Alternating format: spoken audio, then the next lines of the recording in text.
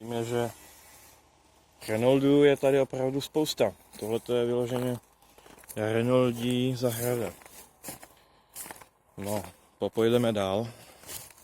Já to zatím stopnu a představím další garáž, kde jsou zase nějaké ty Renaulty. Tady je Renault 25 V6.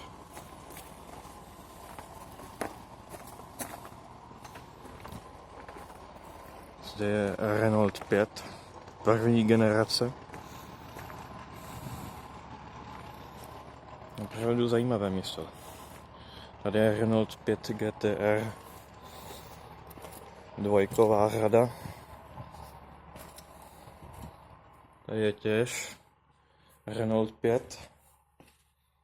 No, tady je nějaké Twingo, to nás tolik nezajímá. Renault 4, opět Renault 5, Dakara. Tady je pětek, to jsem ani nevěděl.